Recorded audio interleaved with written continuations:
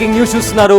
అఘోరిని చంచల్గూడ జైలుకి తరలించారు నిన్న. అయితే ఆ మహిళలకు సంబంధించిన ఒక స్పెషల్ బ్యారెక్ లో కూడా అఘోరిని ఉంచినట్టు తెలుస్తుంది. అయితే సీసీటీవీ కెమెరా పర్యవేక్షణలో అఘోరి శ్రీనివాస్ ని ఉంచారు. ఎందుకంటే నిన్న కొద్దిసేపటి పాటు అఘోరి శ్రీనివాస్ కాస్త హంగామా చేసినట్టు తెలుస్తుంది. ఎందుకంటే తనకు శ్రీవర్షిని అప్పగించాలంటూ తను ఇంకా శ్రీవర్షిని ఒకే చోట ఉండాలి అని అనుకుంటున్నామని చెప్తూ అఘోరి శ్రీనివాస్ కాస్త అరుపులతో కేకలతో కాస్త హంగామా చేసినట్టు తెలుస్తుంది. అయితే నిన్న కోర్టు ఆదేశాల మేరకు నిన్న సబ్ జైలుకి పంపించారు. దాని తర్వాత అక్కడ జెండర్కి సంబంధించి మళ్ళీ తిరిగి చంచల్గూడ జైలుకి పంపించారు. చంచల్గూడ జైల్లో ఒక స్పెషల్ బ్యారెక్, మహిళా జైల్లో స్పెషల్ బ్యారెక్లో అఘోరిని అక్కడ స్థానం కల్పించారు. అదేవిధంగా సీసీటీవీ కెమెరాల పర్యవేక్షణలో అఘోరి శ్రీనివాస్ని ఉంచారు. ఎందుకంటే జైల్లో ఎంటర్ అవ్వకముందే కాస్త హంగామా చేసినట్టు సమాచారం. సో ఇదే నేపథ్యంలో ఇంకేమైనా చేస్తాడేమో అనే ఉద్దేశంతో సీసీటీవీ ఫుటేజ్ కెమెరా పెట్టి అఘోరి శ్రీనివాస్ని పర్యవేక్షించారు పోలీసులు. అయితే ప్రతి క్షణం అఘోరి జైల్లో ఉన్న ప్రతి క్షణం అధికారులంతా అఘోరి శ్రీనివాస్ మీద ఒక కన్నేసి ఉంచారు. అయితే జైల్లో రోజంతా అఘోరి శ్రీనివాస్ ఎవరితో కూడా మాట్లాడలేదు. మరోవైపు ఇటు వర్షిని విషయానికి వస్తే శ్రీవర్షిని ప్రజెంట్ రీహాబ్ సెంటర్లో ఉంచారు. అఘోరి దగ్గరకు పంపాలంటూ కూడా శ్రీవర్షిని కన్నీళ్లు పెట్టుకున్నట్టు సమాచారం అందింది. అయితే మొత్తం మీద నిన్న చాలా డ్రామాటిక్ వేలో అఘోరి శ్రీనివాస్ని నిన్న కోర్టులో ఫస్ట్ మెడికల్ టెస్టులు చేయించిన తర్వాత కోర్టులో హాజరుపరిచారు. కోర్టు 14 రోజుల రిమాండ్ విధించింది. దాని తర్వాత న్యాయవాది కావాలంటే అంత స్తోమత లేదు అని చెప్పిన పక్షాన కోర్టే అతనికి ఒక పబ్లిక్ ప్రాసిక్యూటర్ని కూడా అరేంజ్ చేసినట్టు తెలుస్తుంది. అయితే ఆ తర్వాత అతనికి సబ్ జైలుకి పంపించారు. అక్కడ తన జెండర్కి సంబంధించి మళ్ళీ తిరిగి చంచల్గూడ జైల్లోని ఒక మహిళలకు సంబంధించిన ఒక స్పెషల్ బ్యారెక్లో సీసీటీవీ కెమెరా పర్యవేక్షణలో అఘోరిని ఉంచారు. ఇటువైపు శ్రీవర్షిని తనను అఘోరి దగ్గరికి పంపించాలంటూ కూడా కన్నీళ్లు పెట్టుకుంది. అయితే ప్రజెంట్ శ్రీవర్షిని ఒక రీహాబ్ సెంటర్లో ఉంది. కొన్ని రోజుల పాటు ఆ రీహాబ్ సెంటర్లోనే ఉంచి కౌన్సిలింగ్ ఇప్పించి శ్రీవర్షిని అక్కడే ఉంచాలని కూడా పోలీసులు అనుకుంటున్నారు. అయితే పోలీసులు కుటుంబ సభ్యులపైన అరుస్తూ తిడుతూ ఎవరైతే శ్రీవర్షిని ఉందో అటు పోలీసులను ఇటు కుటుంబ సభ్యులను వారిపైన అరిచింది, తిట్టింది. నన్ను అఘోరి దగ్గరికి పంపించండి అని చెప్తూ అరుస్తూ తిడుతూ ఇటు వర్షిని కూడా ఆ రీహాబ్ సెంటర్లో హంగామా చేసింది. అయితే మానసిక పరిస్థితి బాగోలేదా లేక అఘోరి ఏవైనా మత్తు పదార్థాలు లాంటివి అలవాటు చేశాడా అనే కోణంలో కూడా ప్రజెంట్ విచారణ జరుగుతుంది. అయితే అఘోరి తమ బిడ్డకు డ్రగ్స్ ఇచ్చారని కూడా తల్లిదండ్రులు అలిగేషన్స్ వేస్తున్నారు. అయితే తల్లిదండ్రులతో వెళ్లేందుకు కూడా వర్షిని నిరాకరిస్తుంది. నేను మా తల్లిదండ్రులతో వెళ్ళను, ఎట్టి పరిస్థితుల్లోనూ నేను ఎవరి దగ్గరికి వెళ్ళను, కేవలం అఘోరితోనే ఉంటానని కూడా శ్రీవర్షిని చెప్తున్న నేపథ్యం కనిపిస్తుంది. అయితే దీనికి సంబంధించిన మరింత సమాచారం మా ప్రతినిధి సాగర్ అందిస్తారు. రైట్ సాగర్, నిన్న అఘోరి శ్రీనివాస్ని పోలీసులు అరెస్ట్ చేశారు. తర్వాత కోర్టు ముందర ప్రవేశపెట్టారు అండ్ చంచల్గూడ జైలుకి కూడా తరలించారు. ఇటు శ్రీవర్షిని కూడా నన్ను అఘోరి దగ్గరికి పంపించండి అని చెప్తుంది. ఏంటి ఇప్పుడు ఈ కేసుకి సంబంధించి మన దగ్గర ఉన్న అప్డేట్స్ ఏంటి? నిన్న కొంత ఉత్కంఠల మధ్యనే అఘోరి శ్రీనివాస్ అలియాస్ అల్బోర్ శ్రీనివాస్ ని మొకిలా పోలీసులు కోర్టుకు తరలించారు.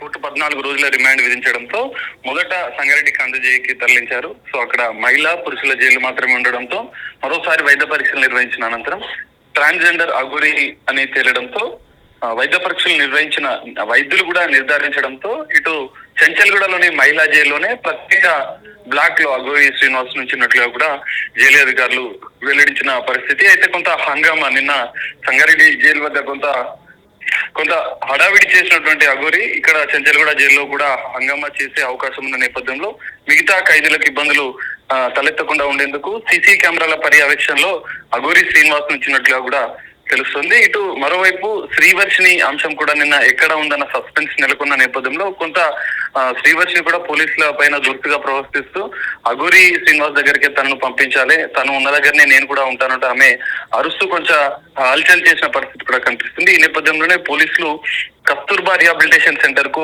శ్రీవర్షిని తరలించినట్లుగా కూడా తెలుస్తుంది. ఆమె మానసిక పరిస్థితి, ఆరోగ్యం కూడా సరిగా లేదని కూడా కొంత భావిస్తున్న నేపథ్యంలో ఆమెను కొద్ది రోజులు కస్తూర్బా రిహాబిలిటేషన్ సెంటర్ లో ఉంచారని పోలీసులు మొదట భావించిన పరిస్థితి. ఇటు తల్లిదండ్రులేమో శ్రీవర్షిని అప్పగించాలని కోరుతున్న నేపథ్యంలో కొంత ఆమె మానసిక పరిస్థితి బాలేని నేపథ్యంలోనే రిహాబిలిటేషన్ సెంటర్ లో శ్రీవర్షిని ఉంచిన పరిస్థితి.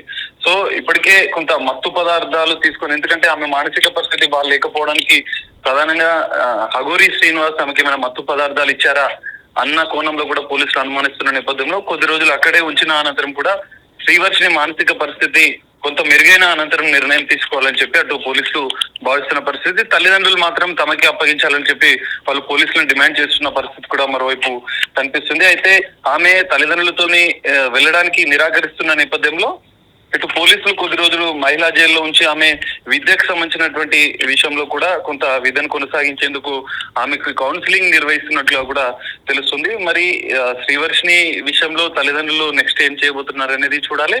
పోలీసులు మాత్రం కొద్ది రోజులు ఆమె మానసిక పరిస్థితి బాలేని నేపథ్యంలో రిహాబిలిటేషన్ సెంటర్ లోనే కొంత ఆమె కుదుటిపడే వరకు అక్కడే ఉంచాలని చెప్పి పోలీసులు భావిస్తున్న పరిస్థితి. ఇటు మరోవైపు అఘోరి శ్రీనివాస్ సంబంధించినటువంటి అంటే న్యాయ సహాయం కోసం ఇప్పటికే కోర్టు ఆమెకి ఒక అడ్వకేట్ ని కేటాయించడం, లీగల్ ఎయిడ్ సర్వీసెస్ ద్వారా బెయిల్ పిటిషన్ వేసే అవకాశం కూడా కనిపిస్తుంది. మరోవైపు కేసు పూర్తిస్థాయి దర్యాప్తు చేసేందుకు, అంటే అఘోరి శ్రీనివాస్ మరికొంతమందిని కూడా మోసాలు చేశాడన్న ఆరోపణలు వస్తున్న నేపథ్యంలో పూర్తిస్థాయి దర్యాప్తు చేయడానికి మరోసారి కస్టడీ పిటిషన్ కూడా ఇటు మొకిలా పోలీసులు వేసే అవకాశం కూడా మనకు కనిపిస్తుంది. సయ్యద్ రైట్. అయితే శ్రీవర్షిని పేరెంట్స్ దగ్గరికి వెళ్ళడానికి కూడా, వాళ్ళ తల్లిదండ్రుల దగ్గరికి వెళ్ళడానికి కూడా నిరాకరించినట్టు తెలుస్తుంది. అయితే వాళ్ళ వర్షన్ ఏంటి, వాళ్ళు ఏం కోరుకుంటున్నారు, వాళ్ళు ఏమైనా కోర్టుని ఆశ్రయించే పరిస్థితి కనిపిస్తుందా? వాళ్ళు ఇప్పటి వరకు అయితే ఓన్లీ అంటే ఇప్పటి వరకు వాళ్ళు పోలీసులను మాత్రమే, ఇటు మహిళా కమిషన్ కూడా ఆశ్రయించిన పరిస్థితి. ఇటు మరోవైపు వాళ్ళ తల్లిదండ్రులు నిన్న పోలీస్ స్టేషన్ వద్దకు వచ్చి తమకు అప్పగించాలని చెప్పిన సందర్భంలో కూడా శ్రీవర్షిని కొంత వాగ్వాదానికి దిగడం, తల్లిదండ్రుల పైన కూడా అరవడం, పోలీసుల పైన కూడా అరుస్తున్న నేపథ్యంలో వాళ్ళు నెక్స్ట్ మహిళా కమిషన్ ని మరోసారి ఆశ్రయించే అవకాశం కనిపిస్తుంది. పోలీసులకు తల్లిదండ్రులకు శ్రీవర్షిని అప్పగించాలని చెప్పి మహిళా కమిషన్ నుంచి వాళ్ళు ప్రయత్నం చేసే అవకాశం అయితే కనిపిస్తుంది. నెక్స్ట్ లీగల్ గా కూడా వాళ్ళు ముందుకెచ్చే అవకాశం కనిపిస్తుంది. ఇక్కడ ప్రధానంగా శ్రీవర్షిని మేజర్ కావడంతో తన నిర్ణయం మేరకే పోలీసులు కూడా ముందుకెళ్లాల్సి ఉంటుంది. అందులో భాగంగానే వాళ్ళు మొదట కస్తూర్బా రిహాబిలిటేషన్ కి తరలించారు. అనంతరం లీగల్ గా ఇటు మహిళా కమిషన్ కానీ ఇటు న్యాయపరంగా కానీ ఎలాంటి అంశాలు ఉంటాయి అనేది చూడాలి. మరి తల్లిదండ్రులకు అప్పగిస్తారా, లేదంటే రిహాబిలిటేషన్ లో కొద్ది రోజులు ఉంచిన అనంతరం కూడా ఇటు పోలీసులు ఎలా ముందుకు వెళ్తారు అనేది మనం చూడాల్సిన పరిస్థితి కనిపిస్తుంది. Syed right. Thank you Sagar for the updates. So present నిన్న అఘోరిని అరెస్ట్ చేసిన తర్వాత చంచల్గూడ జైలుకి తరలించారు. అయితే మహిళా జైల్లో ఒక ప్రత్యేక బ్యారక్లో కేటాయించి అఘోరిని సీసీటీవీ కెమెరా పర్యవేక్షణలో అఘోరి శ్రీనివాస్ని ఉంచారు. అయితే జైల్లో హంగామా చేసే అవకాశం ఉందని భావించిన పోలీసులు అఘోరిని ప్రతి క్షణం పర్యవేక్షిస్తున్నారు. అంతేకాకుండా జైల్లో రోజంతా ఎవరితో మాట్లాడని అఘోరి శ్రీనివాస్ నిన్న ఎవరితో కూడా మాట్లాడలేదు, కామ్గా ఒక మూలను కూర్చొని ఉన్నాడని కూడా తెలుస్తుంది. అదేవిధంగా మరోవైపు శ్రీవర్షినికి సంబంధించి తను ప్రజెంట్ ఒక రీహాబ్ సెంటర్లో ఉంచారు. అండ్ తన మానసిక పరిస్థితి బాగాలేదు అనే నేపథ్యంలో తనను రీహాబ్ సెంటర్లో ఉంచినట్టు తెలుస్తుంది.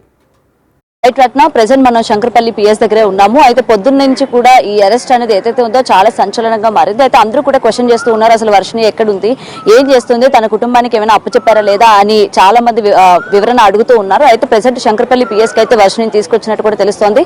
అయితే వర్షిని ప్రెసెంట్ సిఐ గారి ఆధ్వర్యంలోనే ఉంది. అయితే తను ఇక్కడ నుంచి మంగళగిరి పోలీస్ స్టేషన్ దగ్గరికి, అంటే ఆల్రెడీ మంగళగిరిలో కేసులు కూడా నమోదైనాయి కాబట్టి అయితే మంగళగిరికి తీసుకువెళ్ళిన తర్వాత అక్కడ వాళ్ళ పేరెంట్స్ కి అప్పు చెప్తారా లేకపోతే ఇక్కడే అప్పు చెప్తారా అనే దానిపైన కూడా ఇంకా క్లియరెన్స్ రాలేదు. అండ్ రీహాబిలిటేషన్ సెంటర్ అంటారా, అండ్ ఇప్పటి నుంచి కూడా అమ్మాయి కొంచెం మానసిక పరిస్థితి సరిగా లేకపోవడం కావచ్చు, లేకపోతే నేను శ్రీనివాస్ దగ్గరే వెళ్తాను లేకపోతే శ్రీనివాస్ తో ఉంటానని మాట్లాడి మాట తీరు కావచ్చు, ప్రతిదీ కూడా నిజంగా అమ్మాయికి కొంచెం ట్రీట్మెంట్ అనేది అందజేయాలి. సో పోలీసుల ఆధ్వర్యంలోనే ఉంచి ఆ రీహాబిలిటేషన్ సెంటర్ కి తీసుకెళ్లి కొంచెం క్లియర్ చేసి తీసుకురండి అని చెప్పి కూడా ఇక్కడ వాళ్ళ పేరెంట్స్ కూడా రిక్వెస్ట్ చేస్తున్న పరిస్థితి కనిపిస్తుంది. సో ఏదేమైనా సరే నిజంగా తన్ని అక్కడ మంగళగిరి తీసుకెళ్తారా లేకపోతే ఇక్కడి నుంచే వీళ్ళతో పాటు పంపిస్తారా అన్న విషయాలు కూడా ఇంకా తెలియాల్సి ఉంది. అయితే ప్రెసెంట్ మనతో పాటు విష్ణు కూడా ఉన్నారు. మరి విష్ణు పోలీసుల్ని ఏం డిమాండ్ చేశారు ఏంటి అనేది కూడా ఒకసారి అడుగుదాము.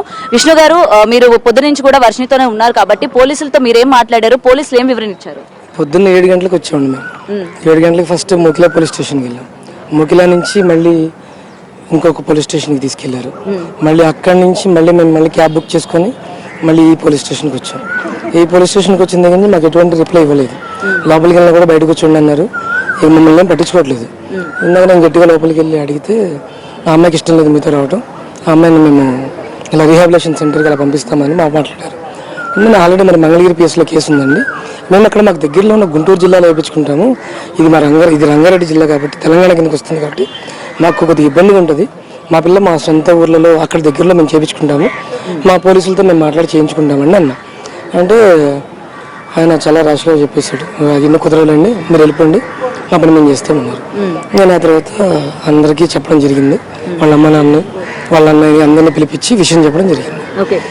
ఏదైనా అంటే ఇప్పటి వరకు మీతో ర్యాష్ గా బిహేవ్ చేశారని చెప్పారు కదా, మరి ఆ తర్వాత ఇప్పటి వరకు ఆ పిల్లపైన ఎటువంటి కేసు నమోదు చేయలేదు, అంటే పోలీస్ స్టేషన్ లో పెట్టుకునే రైట్స్ లేవు 6 తర్వాత ఒక లేడీని, మరి ఇప్పుడు ఎక్కడికి పంపిస్తారు ఏంటి అన్న ఇన్ఫర్మేషన్ ఏమైనా ఉందా? లేదండి, ఇప్పుడు మాటలు జరుగుతున్నాయి లోపల, ఏంటనేది ఒక 10 నిమిషాల్లో తెలిసిద్దని అనుకుంటున్నాను. మీరు వర్షినితో మాట్లాడారా? ఒక్కసారి మాట్లాడాను, తను కూడా చాలా ర్యాష్ గా బిహేవ్ చేస్తుంది. అంటే మిమ్మల్ని కొట్టే ప్రయత్నం, తిట్టడమే చేస్తుంది, కొద్దిగా బూతులు కూడా పడుతుంది గట్టిగానే. ఏంటంటే ఆ మందుల ప్రభావం కొద్దిగా ఉంటుంది కదండి, కొద్దిగా వాళ్ళ వల్ల వచ్చిన సమస్యలు ఉంటాయి కదా, ఆ సమస్యలతో బాగా నలిగిపోయింది. కాళ్ళకి చెప్పులు వేసుకోవడం వల్ల కాళ్ళు పాడైపోయినాయి, ఫేస్ పాడైపోయింది, మొత్తం బాడీ పాడైపోయింది. మొత్తం వర్షం ఇంతకు ముందు లేదండి, మాక్సిమం 6 months అబౌవ్ పడుతుంది. మళ్ళీ అమ్మాయి మనిషిగా మారాలన్నా, అన్న ముందున్న వర్షంలాగా తయారవ్వాలన్నా 6 నెలలు పడుతుంది. అంటే ఏ విధంగా ఉంది, మీరు దగ్గర నుంచి చూసారు కాబట్టి ఇంతకు ముందు ఉన్నంత ఆ చామదంతా లేదంటున్నారు, అమ్మాయి నీరసంగా ఉందా, అంటే తిండి తినలేని వాళ్ళు ఎలా ఉంటారో అలా ఉందా, లేకపోతే మీకు ఏమైనా తేడా కనిపించిందా అమ్మాయి ఫేస్? నేనైతే బాలకృష్ణ గారు, మన కాశీ బాలకృష్ణ గారు చెప్పిన దాన్ని నేను ఏకీభవిస్తాను ఫస్ట్ నుంచి. మందు పెట్టారని అనుకోండి, ఎందుకంటే ఒక మనిషి ఉన్నట్టుండి తగ్గిపోడు, రోజు అదే అన్నం తింటాడు, రోజు అలాగే ఉంటున్నాం, రోజు అవే ఉన్నాయి. ఉన్నట్టుండి మనిషి బరువు తగ్గిపోయింది, ఉన్నట్టుండి సన్నగా పీలగా తయారవుతుంది. ఇక ఆ బాడీ ఇన్ఫెక్షన్స్ తేడాగా ఉన్నాయి. సో నీకు అది ఫిక్స్ అయిపోయినాను, ఇంకా తను ప్రాబ్లంలో ఉంది. సో ఇలాగా ఓకే. సో ఇప్పుడు మీకు 6 గంటల తర్వాత ఏమైనా మీకు కానీ అందజేస్తే మీరు మంగళగిరి తీసుకువెళ్ళి తన రీహాబిలిటేషన్ సెంటర్ కి ఏమైనా జాయిన్ చేస్తారు? ఫస్ట్ అయితే ముందు పిఎస్ కి తీసుకెళ్ళాలండి. పిఎస్ కి తీసుకెళ్ళి అక్కడ ముందు సార్తో మాట్లాడించి అక్కడ రీహాబిలిటేషన్ సెంటర్ వాళ్ళు రాస్తే అది రాపించుకోవడం, లేదంటే కనుక మానసిక వైద్యశాలకు రాస్తే అక్కడికి తీసుకెళ్ళడం. అక్కడికి వెళ్ళిన తర్వాత దాన్ని బట్టి చేస్తాను. సో ఇంకా శ్రీనివాసే కావాలంటుందా? ఇప్పటికీ వాళ్ళ అన్నయ్యతో మాట్లాడిందంట, నేను వాడితోనే ఉంటాను. శ్రీనివాస్ వాళ్ళ అన్నయ్యతోనా? లేదండి, మన వర్షి వాళ్ళ అన్నయ్య ఉన్నాడు కదా, హర్ష ఉన్నాడు కదా, హర్షతో మాట్లాడింది. నాకు వాడే కావాలి, మళ్ళీ వాడు 10 రోజుల్లో బయటకు వస్తా అని చెప్పాడు నాకు. నేను వాడితోనే ఉంటాను, నాకు మీరు ఎవరు అక్కర్లేదు, నాకు చెప్పి వెళ్ళాడు అన్ని, మీతో కూడా ఉండద్దని చెప్పాడంట అని చెప్పి వెళ్ళాడంట. 10 రోజుల్లో వస్తారని శ్రీనివాసే కన్ఫర్మ్ చేసేసుకున్నాడు. 10 రోజుల్లో అన్ని ఆయన కన్ఫర్మ్ చేశాడు కదండి మొదటి నుంచి కూడా పోలీసులతో. కానీ ఇప్పుడంటే అందరు కళ్ళు తెరిచారు కాబట్టి ఓకే, అన్న ముందు ఇలా లేదు. ఇప్పుడు డిపార్ట్మెంట్ కూడా గట్టిగా మాట్లాడుతుంది, ఒకప్పుడు ఎవరు ఇలా లేరు. కనీసం కేసు కూడా తీసుకోలేదు ఎక్కడ. మేము అంతమంది షామీర్పేట వెళ్ళినప్పుడు అయితే ఎవరు పట్టించుకోలేదు. ఇదే కేసు నిజంగా షామీర్పేటలో అదే 45 రోజుల క్రితం సార్ పట్టించుకుని ఉంటే అక్కడే అయిపోయేది. వాళ్ళ అమ్మ నాన్న పిలవండి అని చెప్పి ఆయన పిలిచి కొద్దిగా కౌన్సిలింగ్ ఇస్తే అయిపోయేది. కానీ ఈ కేసు మా ప్రతి కింద రాదని ఆయన బయటికి పంపించేశారు. ఆయన రూల్స్ మాట్లాడారు, కానీ ఇక్కడ ఒక ఆడపిల్ల జీవితం నాశనం అయిపోతూ వచ్చింది. ఈ రోజు చూస్తే మీరు చూస్తున్నారు కదా, పెళ్లి పేరెంటాలని, వాళ్ళ శోభనాలని, పిల్లలని, ఏంటి చండాలంతా. నిజంగా 2 రాష్ట్రాలు వెళ్ళక చచ్చిపోతున్నారండి. సో ఇప్పుడు అమ్మాయి నేను రాను, పోలీస్ స్టేషన్ లోనే ఉంటాను అని అంటే ఏమంటారు? తను ఇంకా మీతో రాను, నేను పోలీస్ స్టేషన్ లో ఉండడానికైనా ఇష్టపడతాను అని అంటే ఏం చేస్తారు? అదే మాట్లాడుతున్నారు లోపల మాట్లాడుతున్నారు, దాన్ని బట్టి ఏదైనా చేస్తాను. సో ఇదండి ప్రెసెంట్ మనకి విష్ణు మాటలలో కనుక చూసుకున్నట్టయితే ఇటు పోలీసులు కూడా మొత్తం కూడా అసలు ఏం చేస్తారు ఏంటి అన్నది అయితే ఒక గోప్యంగానే పెట్టారన్న విషయం అయితే ఇక్కడ క్లియర్ గా కనిపిస్తుంది. ఎందుకంటే వర్షిని కూడా ఇష్టపడటం లేదు, తన తల్లిదండ్రులతో వెళ్ళడానికి కానీ లేకపోతే ఎక్కడైనా ఉండడానికి కానీ ఇష్టపడట్లేదు. ఎందుకంటే తన శ్రీనివాస్ చెప్పాడు, తల్లిదండ్రులతో వెళ్ళొద్దని చెప్పాడు, అలాగే ఇక్కడ ఎవరితో కూడా ఉండొద్దని పర్టికులర్ గా చెప్పాడు. కాబట్టి నేను ఉండదలుచుకోవట్లేదు, కావాలంటే నాకు జైల్లోనైనా వేయండి, లేకపోతే నా శ్రీనివాస్ 10 రోజుల్లో వస్తాడు, నేను ఇక్కడే ఉంటాను అని అయితే తన కరాఖండిగా చెప్పడం జరుగుతుంది. రైట్ గౌతమి, ఏదైతే ఇప్పుడు మీరు వాళ్ళ అన్నయ్యతో మాట్లాడించారో అక్కడ వాళ్ళ మదర్ పేరెంట్స్ కూడా ఉన్నట్లు కూడా తెలుస్తుంది స్టేషన్ దగ్గర. వాళ్ళ మదర్ తో కూడా మాట్లాడించే ప్రయత్నం ఒకసారి చేయండి గౌతమి. రైట్ ఒకసారి వాళ్ళ మదర్ తో కూడా మాట్లాడే ప్రయత్నం చేద్దాం.